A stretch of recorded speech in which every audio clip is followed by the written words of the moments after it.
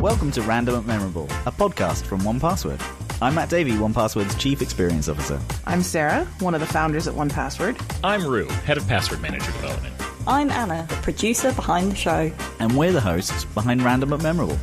Together, we offer up bi-weekly security advice, interview special guests from the cybersecurity community, and round up the latest security news in Watchtower Weekly. Plus, we may play a silly security game or two. So sit back and enjoy the show. How did everyone spend their wellness day? First of all, Sarah, did you even take a wellness day? Or did you... I was on holiday last week. Okay, so great. I included the wellness day in my holiday. I took my mom to Disneyland. So, aw, nice. Yes. It was relaxing, but very active. I don't ever get my steps up nearly as much as when I go to Disney. I think that it would be better for my physical health if I lived there. Yeah.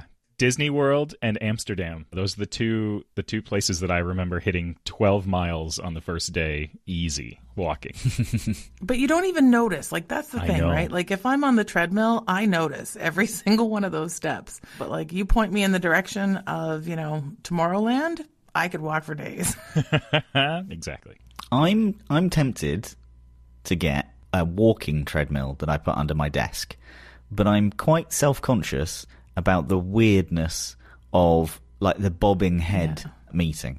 And the breathing. So you're all sitting there in a meeting and then just one person, their head is bobbing up and down.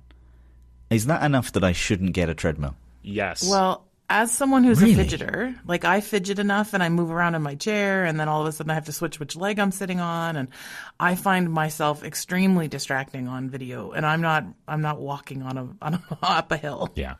I'm tempted to walk on it, but just click on Zoom, hide self view, so that I don't find myself irritating, but everybody else has to live with me.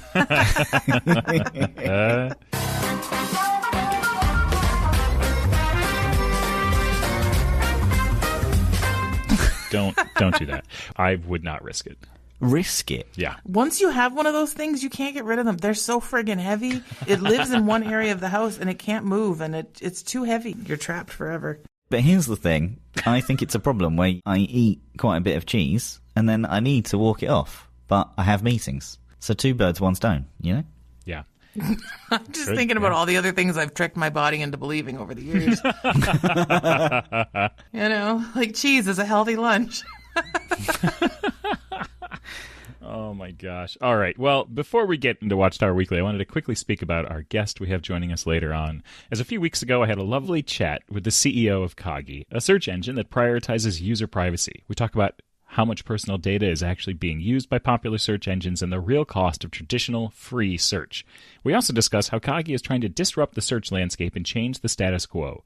So I'm sure we'll drop that in a little later. All right. Let's dive into some Watchtower Weekly. This is where we like to chat about some of the latest security news and maybe even rank some hacker group names out of 10. So first up today, we have a story from Wired. And it is, this prompt can make AI chatbot identify and extract personal details from your chats.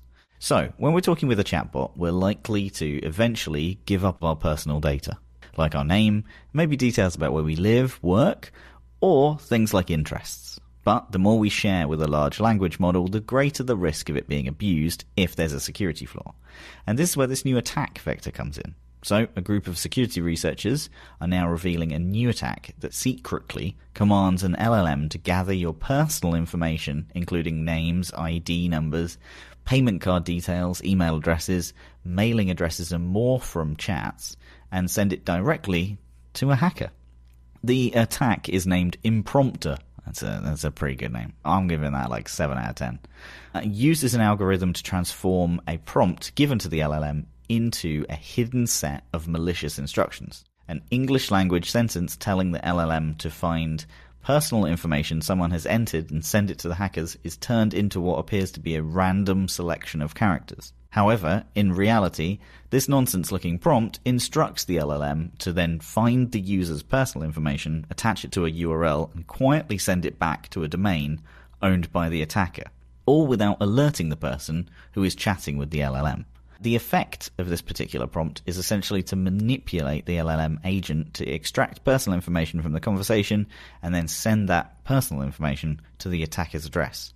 And that's from the lead author of the research. We hide the goal of the attack in plain sight. So 8 researchers were behind the work that tested the attack method on 2 LLMs, Le Chat, which is by French AI giant. I'm sorry, but that's like a 2 out of 10. But you knew it was French. Right away, you knew that was French. I did. I also, knowing it was French, still pronounced it Le Chat rather than Le Chat, which I think it actually is. So that's by French AI giant Mistral AI, and then Chinese chatbot ChatGLM. In both instances, they found that they could stealthily extract personal information within test conversations with nearly 80% success rate. Mistral AI tells Wired that it is now fixed to the security vulnerability. I wonder how it did that. Did it just tell the thing, hey, you know when people say this? Don't give them personal information. Thanks, silly AI. So, since OpenAI's ChatGPT sparked a generative AI boom following its release at the end of 2022, security research... Was it only 2022? Yeah. It feels like it's been around for forever. I say 2022 from the facts that I have in front of me, but like it feels like it was a long time ago. Time is moving so fast. Yeah. So, researchers and hackers have been consistently finding security holes in AI systems. These often fall into 2 broad categories: jailbreaks and prompt injections. So jailbreaks can trick an AI system into ignoring built-in safety rules by using prompts that override the AI's settings. Prompt injections, however, involve an LLM being fed a set of instructions, such as telling them to steal or manipulate a critical vulnerability contained within an external data source. For instance, a message embedded on a website that will contain a hidden prompt that an AI will ingest if it summarizes the page. I often liken those to the Westworld, when the robot says, that doesn't look like anything to me. I've never seen Westworld. No? It's worth it for the first series, not so much the rest of them. Okay. So, prompt injections are considered one of generative AI's biggest security risks and are not easy to fix. The attack type particularly worries security experts as LLMs are increasingly turned into agents that can carry out tasks on behalf of a human, such as booking flights or beginning to be connected to an external database to prompt specific answers. The impromptu attack on LLM agents starts with a natural language prompt that tells the AI to extract all personal information, names, IDs, etc. from the user's conversation. The researcher's algorithm generates an obfuscated version that has the same meaning to the LLM, but to humans looks like a series of random characters. The researchers say that if the attack were carried out in the real world, people could be socially engineered into believing the unintelligible prompt might do something useful, such as improve their CV. For companies, I think this will mean understanding the ways an AI agent can interact with data and how they can be abused. But for individual people, similar to common security advice that we give on this podcast very often, you should just consider how much information that you're giving to AIs, including chatbots or any kind of company like that. Plus, if you're using prompts from the internet, just be cautious of where they came from. I think that's general advice, just generally. Don't copy and paste things from the internet and type them into your computer if you're not sure about them. Yeah, always a little bit thoughtful about that, for sure. I think it was interesting, though, the hidden prompt that AI ingests and then it summarizes the page. So, I'm thinking about some very real-world examples where you say, hey, here's this article, can you read this and then tell me what it means? I'm thinking about you get an answer back, but there's a hidden prompt on it that lies to you, or it tells your teachers that you're summarizing your articles somehow. There's some interesting opportunities here for some academic websites where they could put in cheat codes, basically. So if someone's trying to use it to summarize articles and say, okay, here, what does this say? I don't know. Oh, doing it for good instead of evil. I like it. Well, I'm thinking about, how do you make sure your material is your material? And that seems to be the new thing. You get ChatGPT to write something, and then you get ChatGPT to tell you if it looks like ChatGPT wrote it. So if there's a way to put something on, I'm thinking in particular, trademark material, where if you don't want LLMs training, for artists, you put it on your streaming feed, you put it on your stuff, and so then someone comes along and they want to train their LLM, and then it puts up a roadblock right away saying, no, you can't use my content to train your engine, like some sort of a roadblock almost instantly. But I don't know. I don't know enough about how it works, but I was very interested as you were talking about it. Okay, this next one, 2024, looks set to be another record-breaking year for ransomware, and it looks like it's likely to get worse. So this is from TechCrunch, and despite various law enforcement agencies' wins against ransomware actors, like the sweeping takedown of Lockbit, the seizure of Radar, basically hackers continue to reap the rewards of these data theft attacks, and 2024 looks to be their most profitable year to date. That's according to Alan Lisker, a ransomware expert who serves as threat intelligence analyst at cybersecurity firm Recorded Future. In a recent interview, Lisker confirmed that 2024 is on track to be another record-breaking year for ransomware, with equally record-breaking ransoms paid by victims to hackers. They said the curve is going to flatten a little bit, which I guess is good news, but a record-breaking year is still a record-breaking year. We've also, for this year, for the first time that I'm aware of, had 4 8-figure ransoms paid. I don't know what currency that is, but 8 figures is a lot in any currency. I'm assuming dollars. Indeed, yeah. Oof. One of these 8-figure sums was the $22 million ransom that Change Healthcare paid to the Russian cybercrime gang Alphav. That's like an alpha, but with it, instead of the A on the end, it's a V. 1 point for that, I think, to be honest, as a name. You can't even read it out. Following the theft of the highly sensitive medical data related to hundreds of millions of Americans. What followed, Lisker said, was a rampant infighting between the ransomware group and its affiliate, which carried out the hack on their behalf. If you wanted a reality show, this was it. That's what Lisker said. This scrappiness is only likened to worsen as younger threat actors join the ransomware game, as we've seen highly skilled and financially motivated hackers like Lapsus $, and more recently Scattered Spider.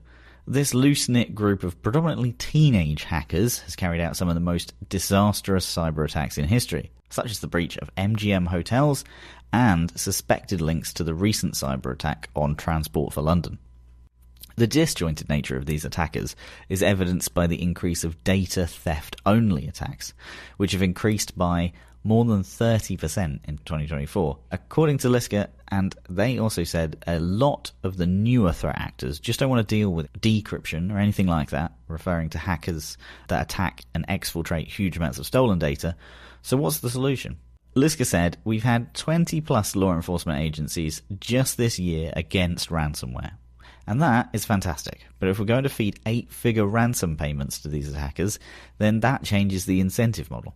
You might get arrested, but on the other hand, you might get an 8-figure ransom payment. And that's a challenge that is hard to resist. His answer, Lisker, is ban ransom payments, which is a terrible solution, but it may be the least bad one that we have now. That's what he says. I don't like that. I don't like any of that. 8 figures.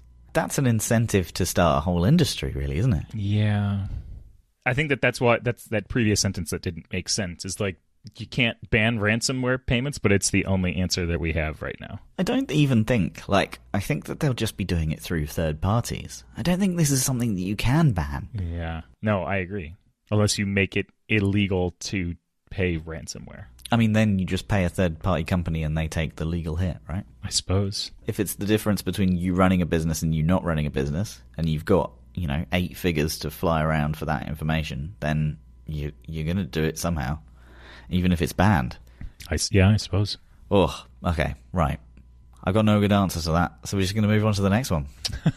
So, this next one is an interesting one.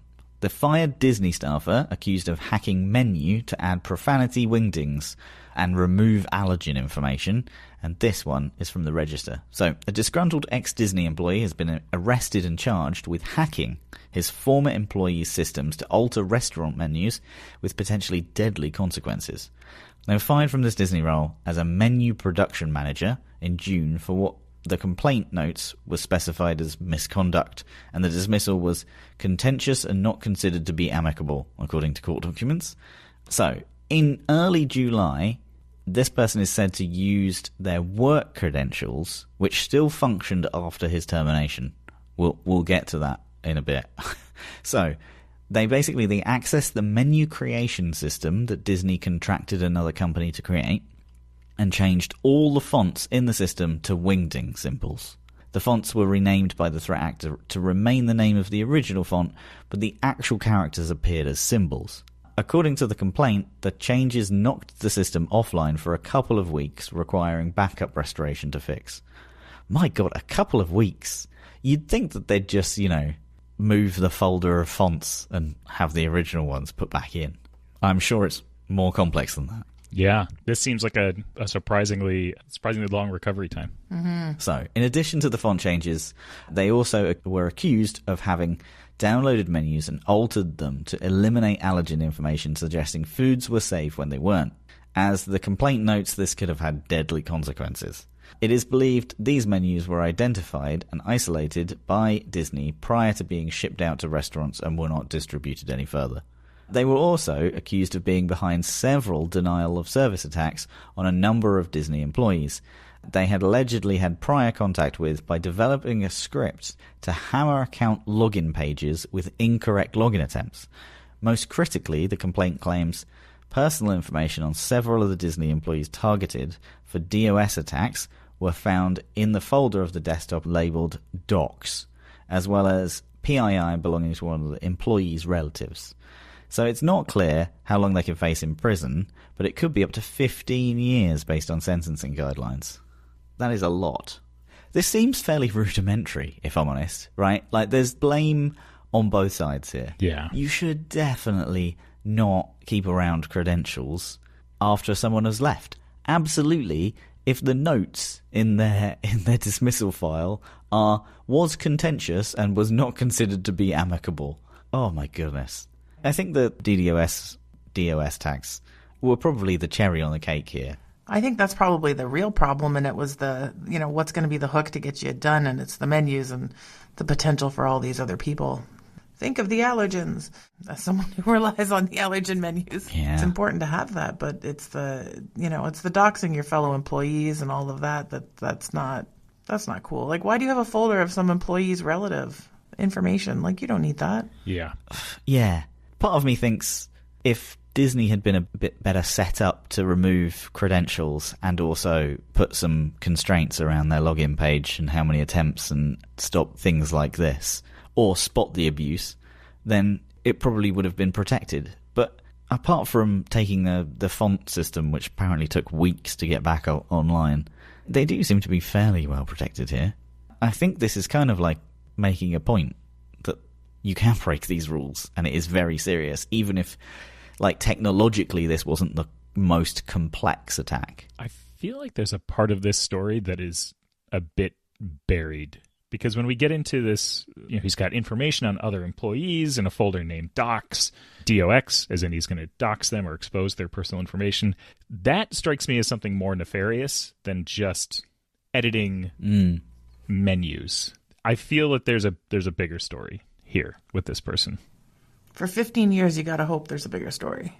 Yeah, exactly. All right, let's jump to my conversation with Vlad from Kagi. Like I mentioned at the start of the show, Vlad and I got to chat about browsing safely online. We touch on everything from how ads impact search results to how AI is transforming the search experience. It's a super insightful conversation, so let's not waste any more time and drop it in here. I'm excited to be joined today by Vladimir Prelovac. Vladimir is the founder and CEO of Kagi, a subscription-based search engine that aims to offer a more authentic experience and prioritize user privacy. Vlad founded Kagi in 2018 after becoming frustrated with existing search engines that he felt prioritized advertising over users.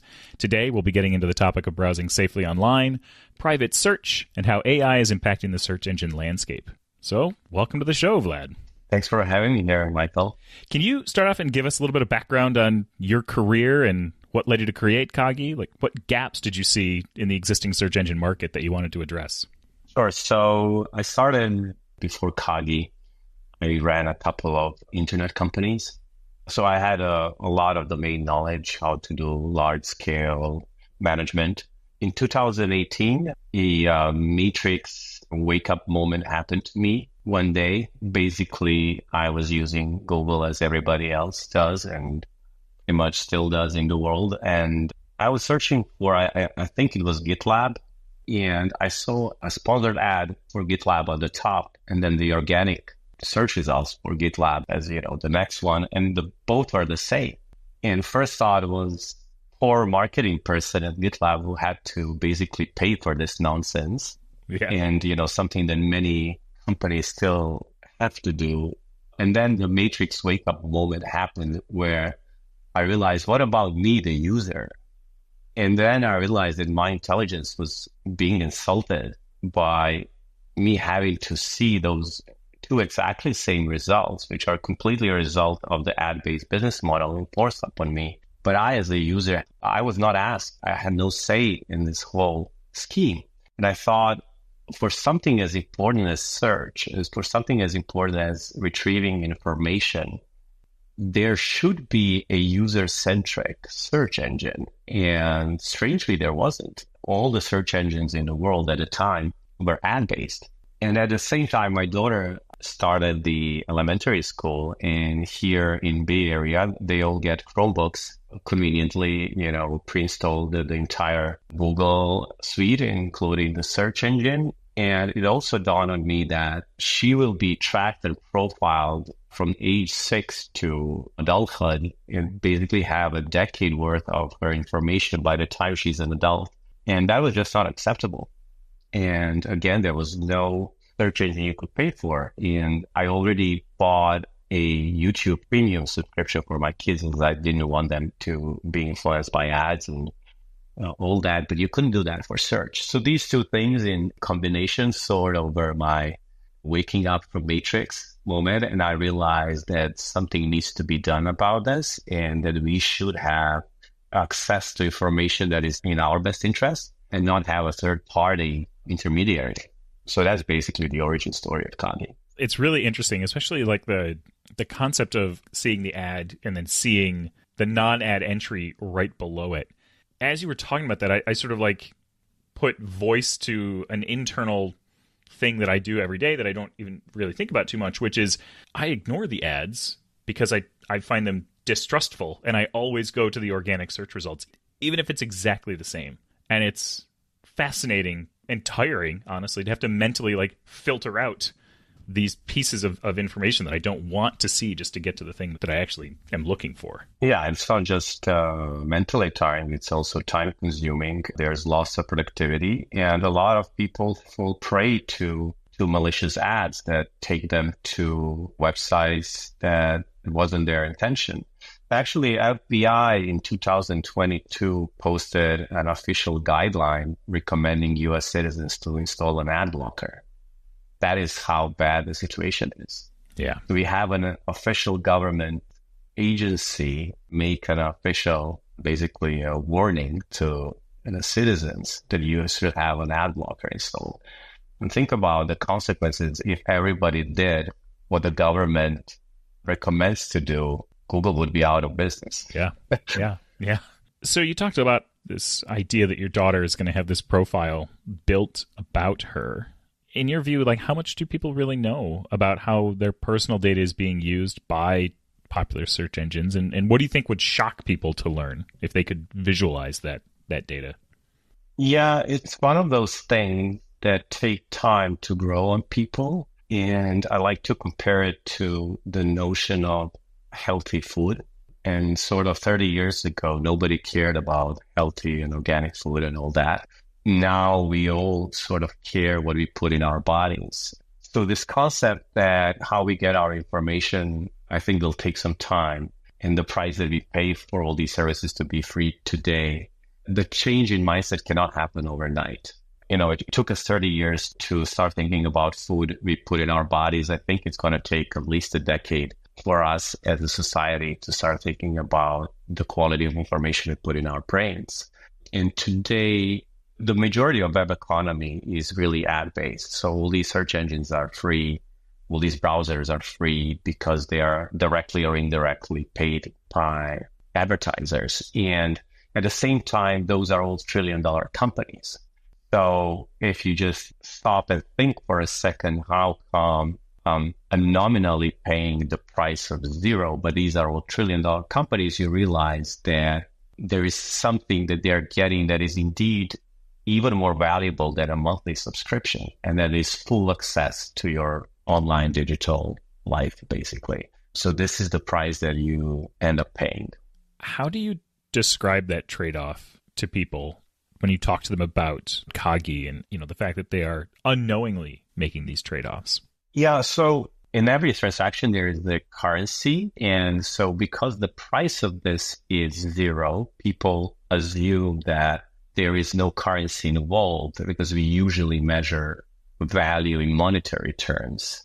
The truth is, though, that there is always a currency, and the currency used here is your time, your mental cycles, your productivity, the fact that every search you make, every website you take is being tracked. And last but not least, the behavior change. Let's not forget that the whole purpose of advertising is to change your behavior and make you do things that you would otherwise not, right? So there are many factors that we as a society, we are basically paying a pretty big price when you take all these things into account. So lost time, productivity, basically profile of every citizen, and the behavior change of every citizen. There is this very wonderful quote by Ian Bremmer, as a political scientist. He said, the fact that we as citizens are getting information from the world's largest advertising company is my definition of dystopia. So it's not just the individual consequences, but the society as a whole is paying a pretty big price by basically outsourcing the information consumption to what is the world's largest advertising company. So there are a lot of consequences, starting with you and in your family, all the way down to the society. So on the flip side of all of that, Kagi is prioritizing user privacy. Can you talk about how it's doing things differently and what data it's protecting and how? Yeah, it's pretty simple. Once you change the business model and take advertising out of equation and take all these third parties, you basically say you can pay for Kagi with your wallet, not with your data. You turn everything around. So there is no more incentive to collect, misuse, or otherwise do anything with user data. In fact, for Kagi, user data is a liability. We don't want it. We have nothing useful to do with it. You have to log in for Kagi and create an account because that's the nature of a subscription-based business model. You somehow have to tie the payment to an account. But other than that, there is really no incentive for Kagi to ever want to touch your data or do anything with it. So the nature of equation is flipped 180 degrees. And the only thing that is necessary and sufficient for that is just to have a paid business model. So now all of a sudden you're paying $5 or $10 a month for your search. And there is nothing between you and the search vendor. There are no third parties. There are no ads. There are no misaligned incentives. There is no conflict of interest. And that allows us to not only have great search results that are in the best interest of the user, but also on top of the search experience that all these search engines for years didn't. There are a lot of positive side effects for the user once the product becomes user-centric.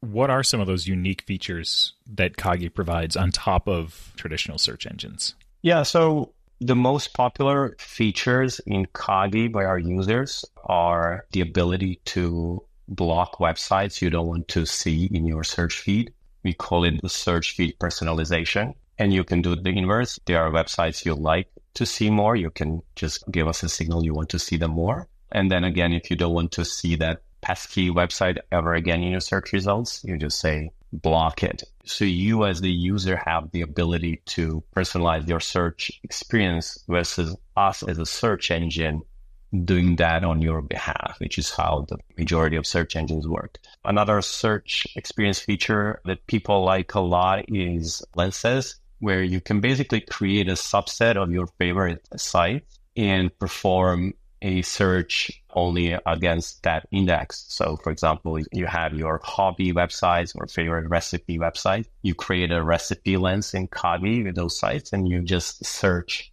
through those sites, not the entire web. And we have a bunch of preloaded lenses for academic research, PDFs, programming, whatnot. So I would say those are the two most popular features that are unique to Kagi and do not exist in any other search engine.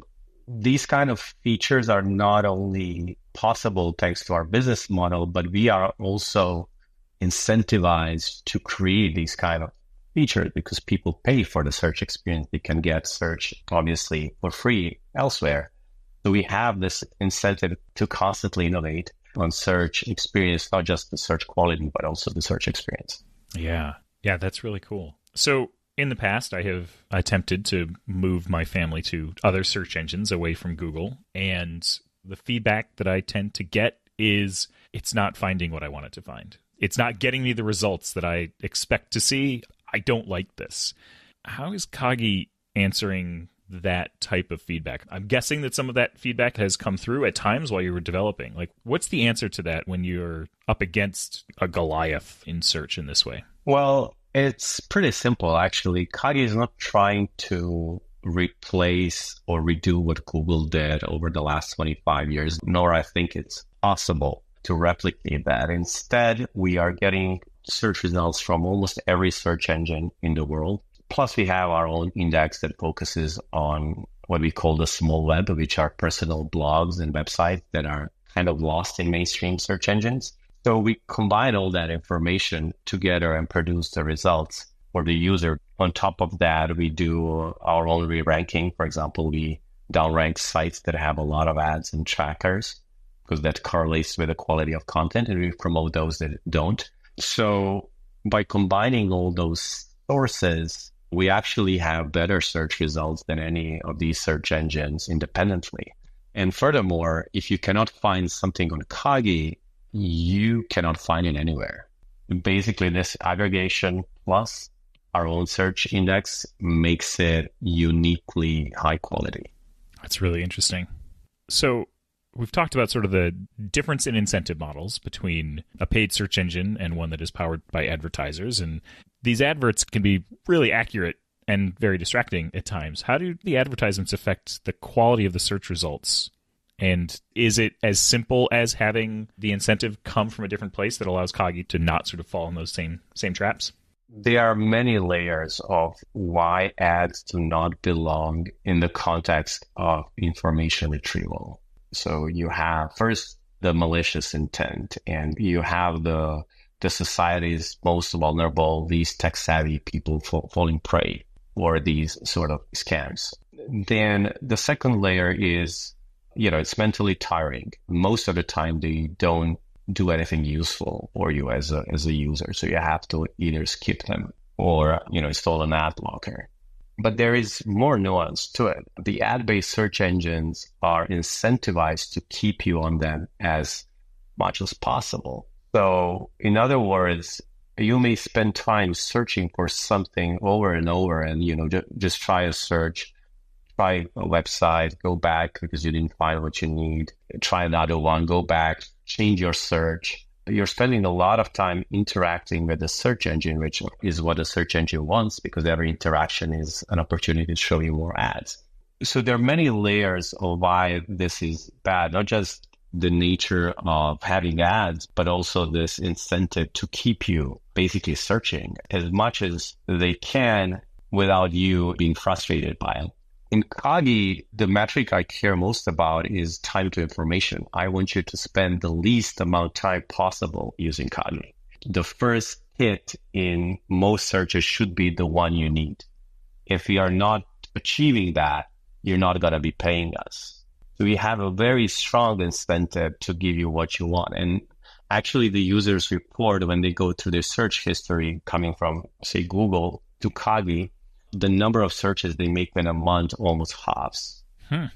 So you become basically 50% more efficient because now you don't have to do those repeat searches. You don't have to go down the rabbit hole. So it's a pretty measurable and direct impact on your time, productivity, and so. Yeah. Wow, that's really interesting.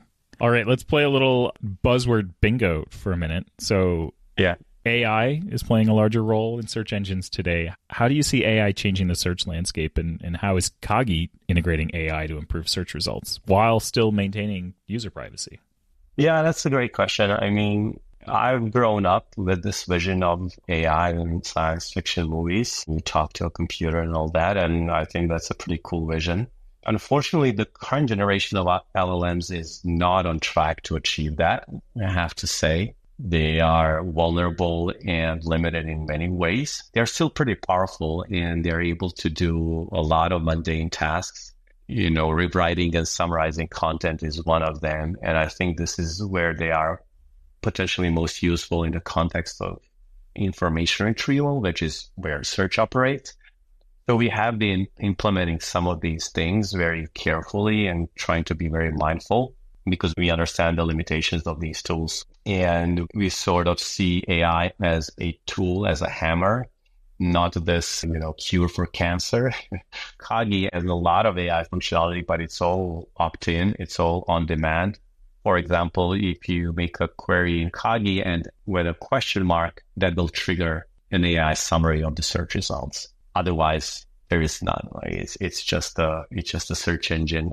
We also have the assistant, which is basically a front end to all the LLMs in the world, where the results are grounded in Kagi search. So you get sort of the best of both worlds, access to all these LLMs, but also the information is grounded in our search results. So yes, while we are, experimenting with this technology like everybody else, we are also being mindful of its impact, its limitations. And so everything we do with AI has that in mind. And we are trying to be very thoughtful about how we integrate it. Nice. Okay, let's look to the future for a minute. What does the future of search look like to you, especially if we enter a world where people are becoming more privacy conscious and aware of the ad-driven search results? Yeah, I think that's a great question. I think what will happen to society is the same thing that happened with healthy food. Example I gave in the beginning, that we will grow more aware about the value of information, both as individuals and as a society. So I do expect to see a lot more on that front. I think a couple of things may happen. One is that in 5 to 10 years, all sources of information that are ad-based will have a label for entertainment purposes only. That is really the value. When you're paying nothing, the value you're getting nothing, and it's similar to entertainment, really. And there will be paid search engines like Kagi and others, I hope, will emerge, where you will be able to pay to have better search results that will make you more productive and more competitive in the world.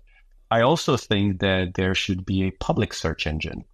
Imagine search.gov, because access to information is so important. It should be non-discriminatory. Not everyone can pay for a paid search engine, but everyone should have access to information in their best interest. And that's where I see the role of public search engine. And by the way, we had that for centuries.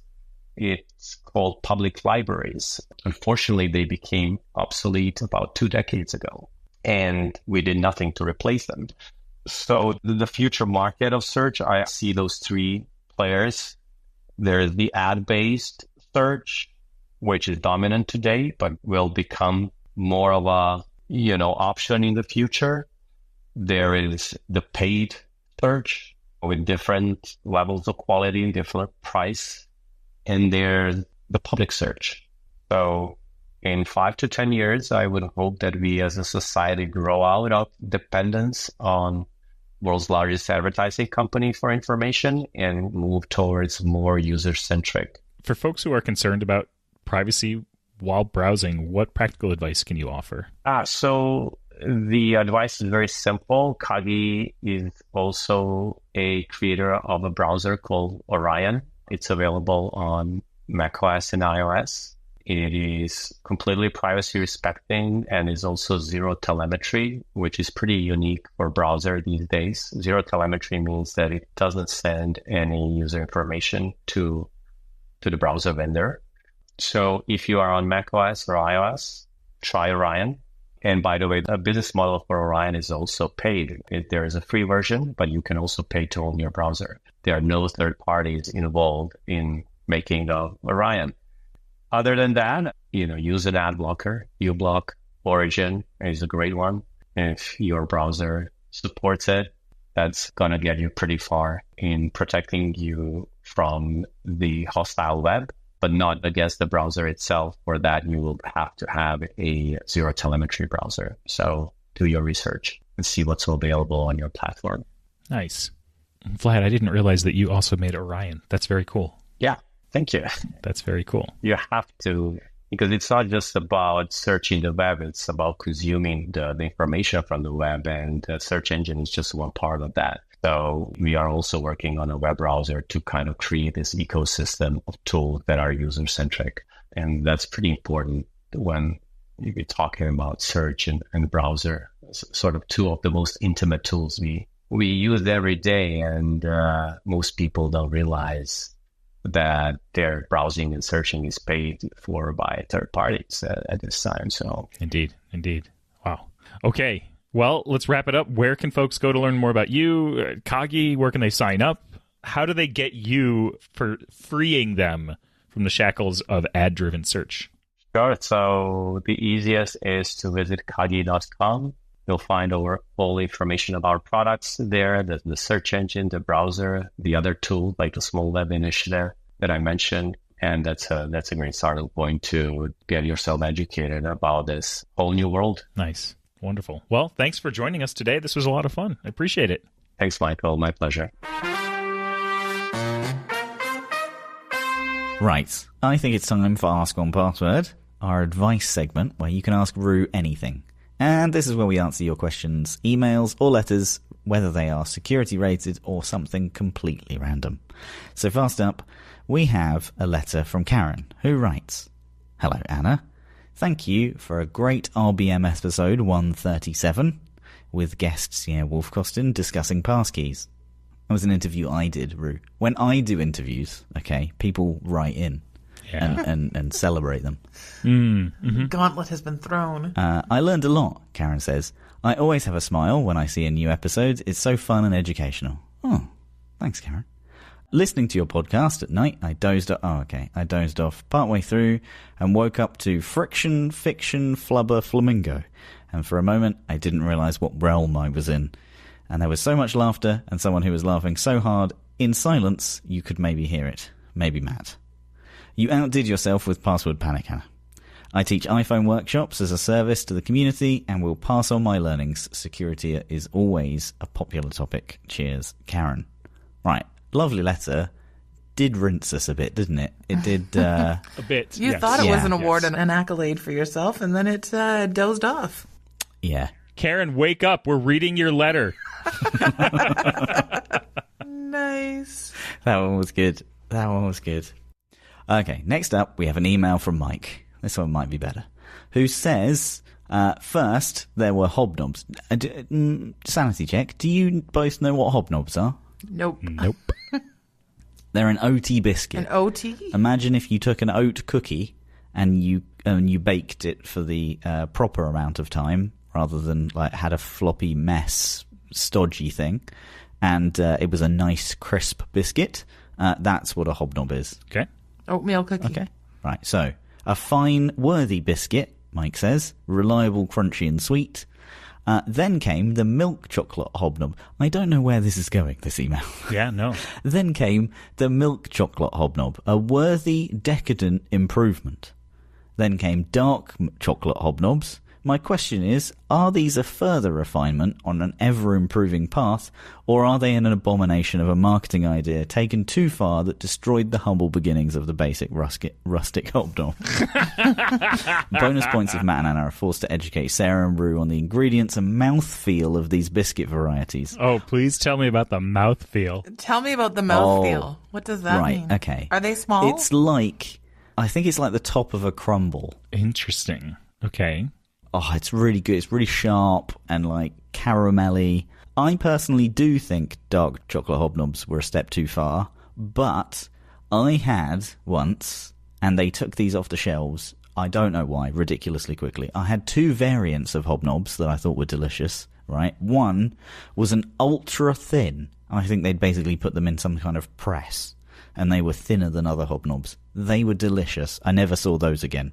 The other ones were caramel hobnobs, where they'd put basically two of these thin hobnobs together with some caramel in the middle. They were delicious too, but dark chocolate can do one. There we go. I think I answered all the questions there. Didn't even need to ask Rue. Are these tiny? Are they little tiny buttons? Like, are they little... Like, are they a cookie? Like, I'm still... No, they're about the size of a... Like, the width of them is just a bit shy of a mug of tea. So you can dip, but it doesn't get stuck. All right. So they're as big as they can be that you could dunk them in tea. It just sounds like a weird oatmeal cookie. Like, it's a crispy oatmeal cookie. Like, is it... You said oaty, so is an oatmeal cookie not the same? Yeah, but an oatmeal cookie is like... it's underdone, right? Like it's floppy. You could break it and it wouldn't click. Depends on who's cooking it. And this has been a Q&A segment on a security podcast. I would just like to remind all of the listeners. Please send your questions. Oh dear. Lord help us. If the listeners send a question, I feel like we've got to answer it. Yeah. Yep. No. Yep. It's apparently the nation's favourite OT biscuit. Mm-hmm. Right. If you, too, have any questions or need some biscuit recommendations from Agony Aunt Rue, then please send them to podcast@onepassword.com. You can include your name, or you can let us know if you would like to remain anonymous. Nice things as well as I fell asleep is also okay. Yep. Yeah, today's bag of Agony Aunt was a little more agonizing than I expected. So some real life advice would be nice. Maybe we can get some more fun questions in that don't involve cookies. I'm going to have to get a hobnob. It's on my list. I enjoy the fact that our listeners trusted us with that particular dilemma. No, I don't. No? Okay. That seems like a you problem. Okay. On to Password Panic. Let's wrap up this show with some Password Panic. Password Panic. Oh, Jesus. Jesus Christ. My God.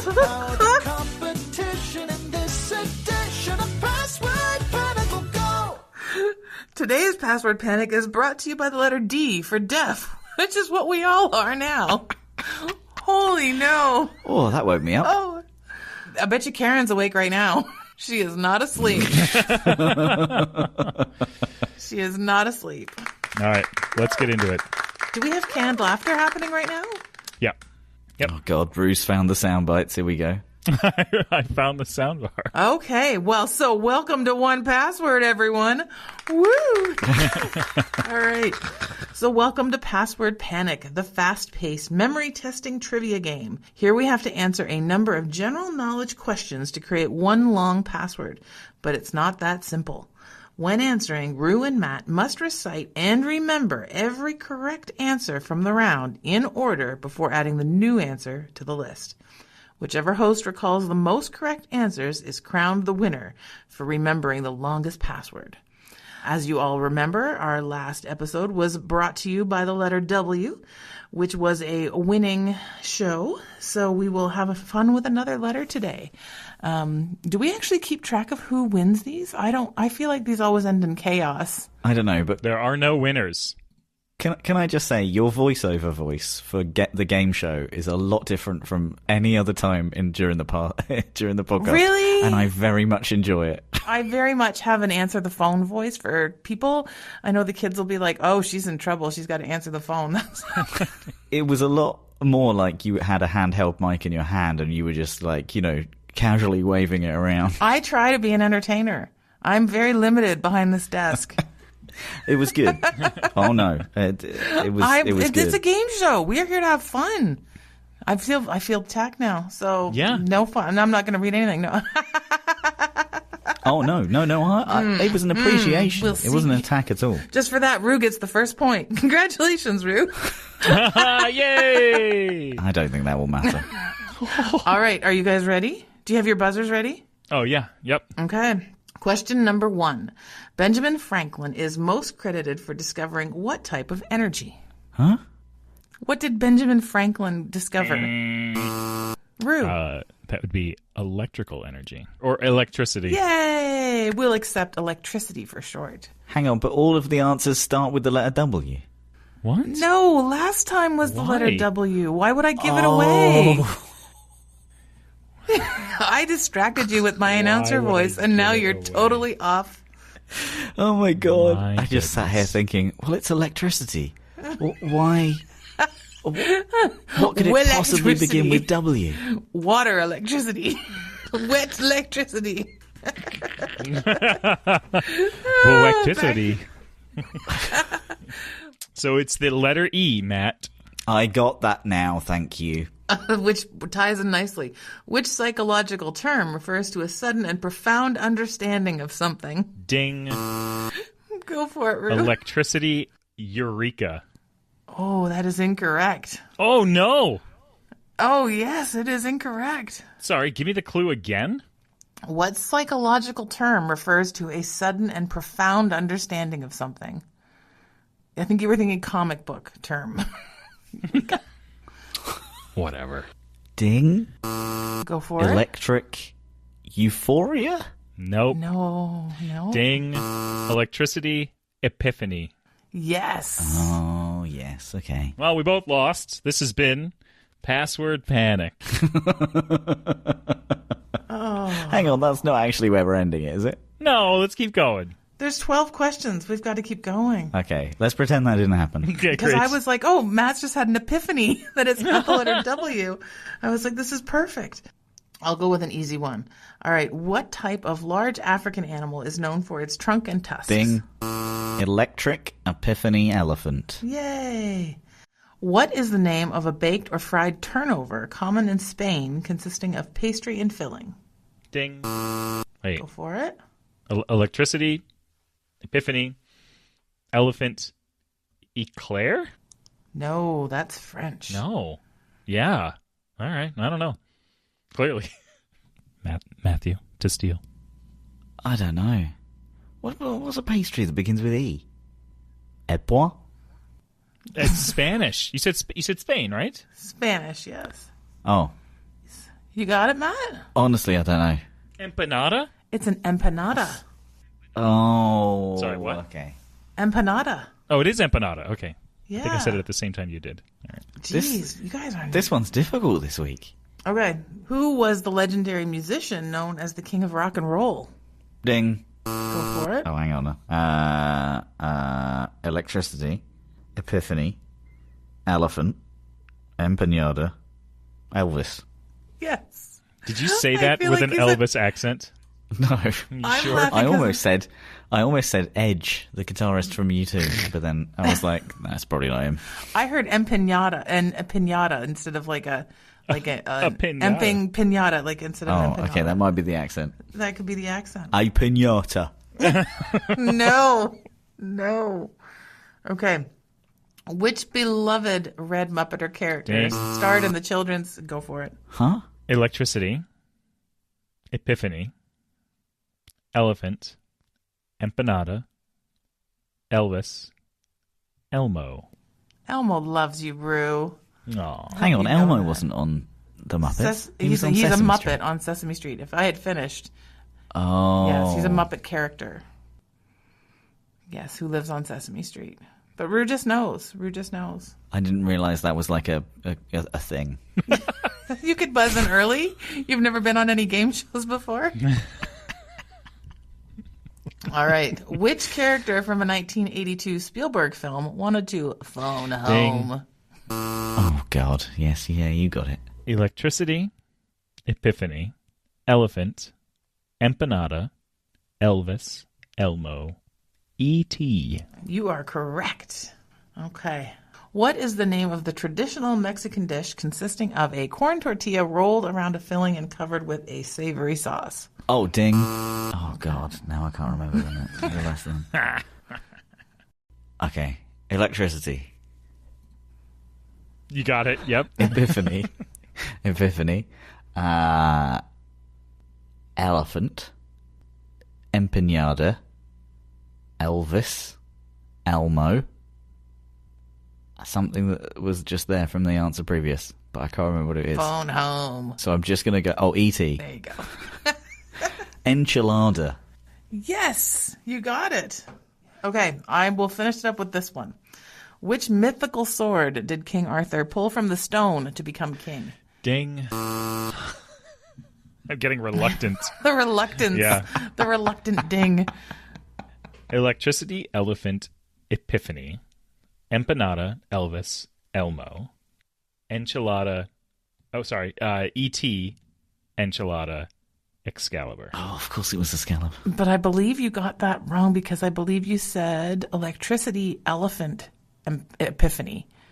Oh, instead did of I really epiphany, go? elephant. Did I swap? No. I Well, think you swapped them. Oh, well, there we call it. that's it. That's the game. That makes me feel like I need to do one of the ones I did skip because just for a bonus round. Okay. All right. It ties into 1Password history here. So aubergine is a purple vegetable, which also goes by what other name? Do you want all the answers or just that answer? I think we just go with that answer just for fun. That changes my ability to ding in. But ding. Eggplant. Okay. You are correct, but did you know that the eggplant is a berry? No, it isn't. Are cherries a berry? Are cherries a berry? Yes. According to Anna, an eggplant is a berry. Right, that one I can believe, but an aubergine is not a berry. As according to Anna. Really? I'm not going to second guess Anna. She edits this. She's obviously right. I'm Googling it. Is an aubergine a berry? Is an aubergine a berry? Yes, an aubergine is a berry. That's what you get for doubting Anna. Incredible. So with that, cherry berry, eggplant. Every time. Basically, berries are nonsense. That's what we've learned from this. It's good to be consistent. Yep. Yet again. All right, I've got to go. Love you both. Love you both. Love you both. Bye-bye. Bye-bye. Thank you so much for tuning in this week. If you're enjoying the show, we'd love it if you could subscribe to the podcast on Apple Podcasts, Spotify, or wherever you listen to your podcasts. You can also leave us a rating or review. It's one of the best ways to support Random But Memorable, and we always love reading your feedback. We're also a community-led podcast, so if you have any questions for us, topic requests, or even guests you'd like to hear from, please send us an email at podcast@onepassword.com. We read all of your comments and look forward to hearing from you. We hope you'll join us for the next episode with plenty more random moments in the wide world of cybersecurity.